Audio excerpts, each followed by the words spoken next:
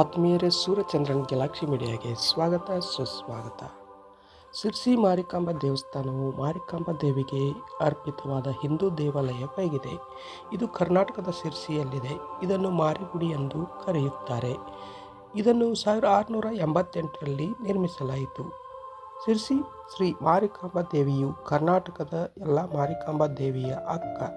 ಶಕ್ತಿ, ಪೋಷಣೆ, ಆರೋಗ್ಯ, ಮಾತೃತ್ವ, ಮಳೆ ಮತ್ತು ಸಾಮರಸ್ಯದ ದೇವತೆ.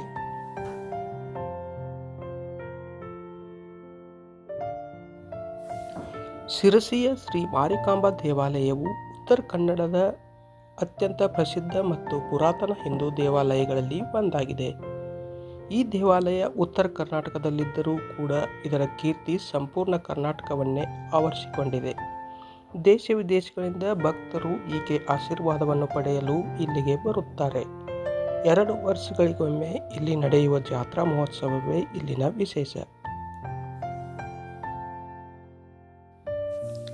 ಫಾಲ್ಗುಣ ಮಾಸದಲ್ಲಿ 2 ವರ್ಷಗಳಿಗೊಮ್ಮೆ ಇಲ್ಲಿ ಸತತ 9 ದಿನಗಳವರೆಗೆ ಅದ್ದೂರಿ ಜಾತ್ರಾ ಮಹೋತ್ಸವವನ್ನು ಆಯೋಜಿಸಲಾಗುತ್ತದೆ.